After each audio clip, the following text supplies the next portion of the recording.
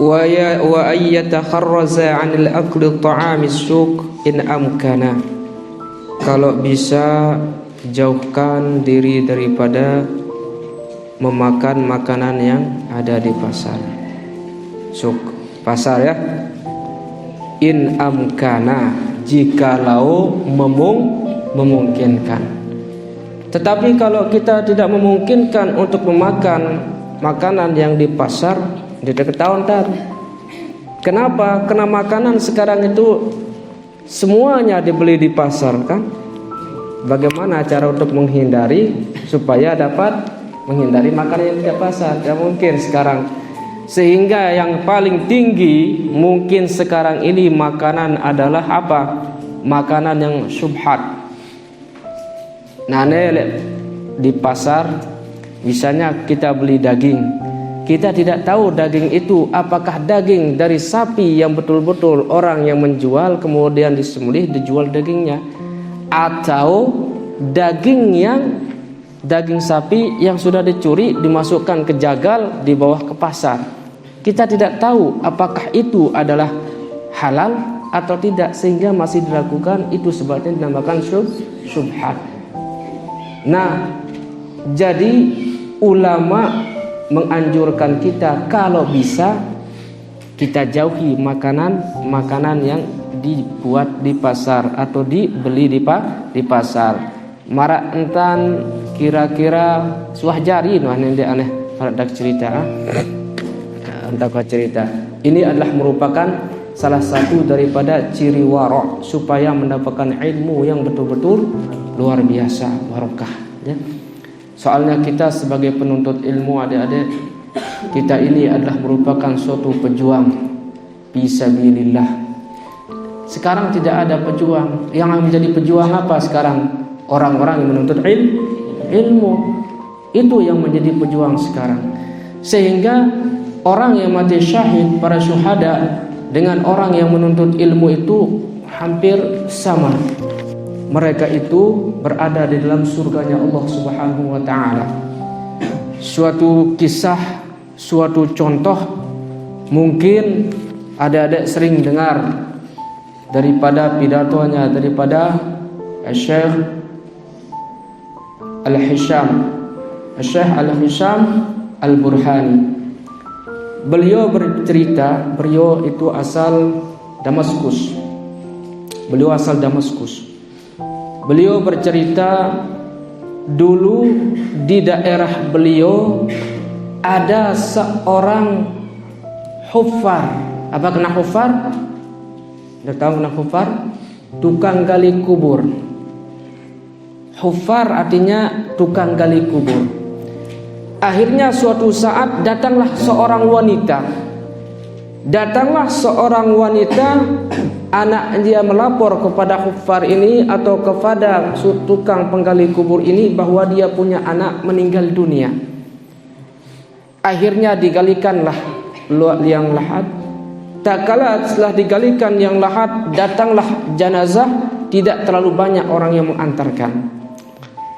Akan tetapi ajaibnya luar biasa. Setelah liang lahat itu digali, kemudian mayit itu dibawa turun, akan dimakamkan ke liang lahatnya, akan ditaruh di sana. Ajaibnya luar biasa. Tukang penggali kubur itu terkejut, langsung pingsan. Kenapa bisa terkejut langsung pingsan? Karena seketika dia melihat kuburannya itu terbuka luar biasa, kemudian kelihatan Raudhum min riyadhil jannah, taman dari taman surga. Kemudian dibawa oleh dua kuda si mayit itu. Tukang penggali kubur pingsan. Akhirnya apa bahasa nitanya? Dikecit. Apa bahasa Indonesia? Dipercitkan air. Tetapi dia tidak mau bercerita apa yang dia lihat, hanya dia yang melihat keadaan itu. Sehingga dia bangun. Kemudian beberapa bulan lagi, kurang lebih 2 bulan, meninggal, datang lagi wanita ini, ibu ini. melapor lagi bahwa dia punya anak meninggal dunia lagi. Ketika anaknya itu meninggal dunia, dia ingin menggalikannya kubur, digalikanlah kubur. Pas dibawa lagi ke liang lahatnya akan ditaruh, sama kelihatannya.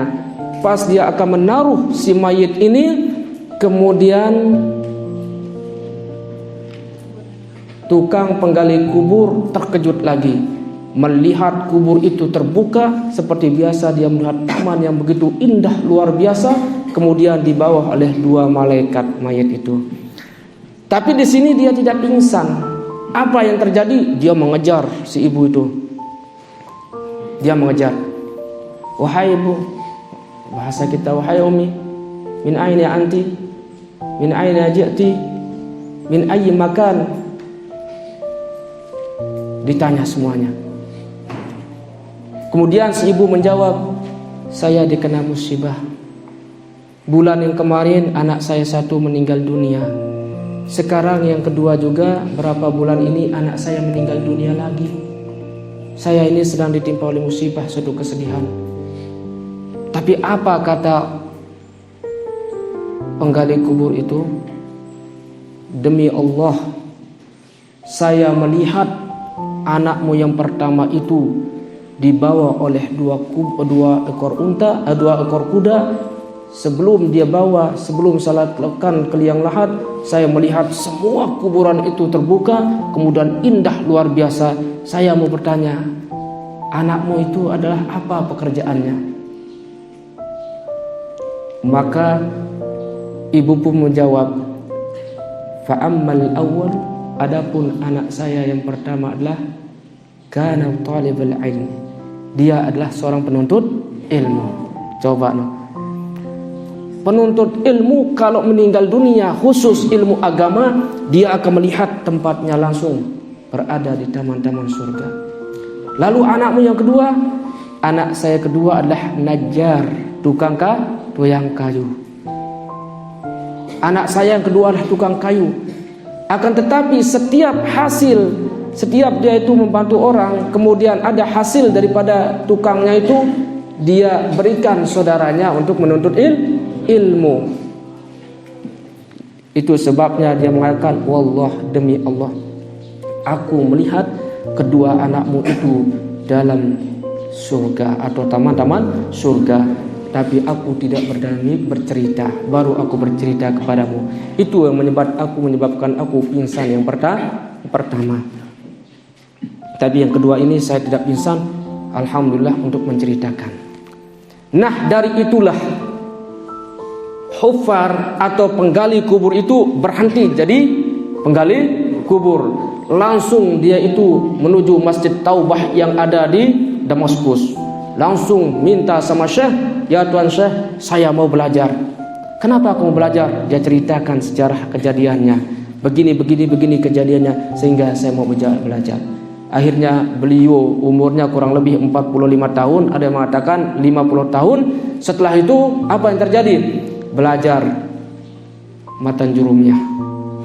Matan jurumiyah dulu dia mempelajari matan jurumiyah, dia hafal. Kemudian baru kitab-kitab yang lain, sehingga beliau menjadi fasara min kibarul ulama Damaskus, sehingga beliau menjadi salah satu ulama besar di Damaskus yang disebut dengan Syekh Abdurrahman Al-Huffar, ya.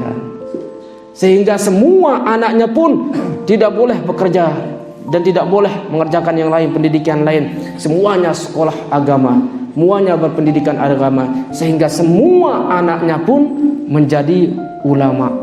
Terakhir ulama anaknya yang masih hidup sekarang itu adalah Syekh Abdul Razak Al-Huffar. Ya, anak masih hidup di Damaskus. Itu yang sekarang menjadi ulama. Anak-anaknya menjadi ulama. Beliau sudah tua belajar, apalagi kita masih muda. Masih itu kita luar biasa, masih ada waktu untuk menghafal. Anda selesai matan jumiyah awak? Selesai awak? Tingkat tang terus balik sejarah ulama. Berniatlah. Begitulah adik-adik. Nah, gara-gara itulah dia menjadi seorang ulama, belajar disebabkan dia melihat apa? Tak kala dia itu menaruh ke liang lahat orang yang menuntut ilmu, terbuka kubur yang begitu luas, kemudian kelihatanlah taman-taman surga. Coba. Anak yang kedua, seorang tukang kayu, akan tetapi hasilnya itu dia gunakan untuk membiayai saudaranya, sehingga dia dijadikan juga menjadi penghuni surga. Berarti apa kenanya? Sama. Orang yang belajar dengan orang yang membiayai orang yang belajar ilmu agama, itu adalah mempunyai nilai yang tinggi di hadapan Allah Subhanahu wa ta'ala.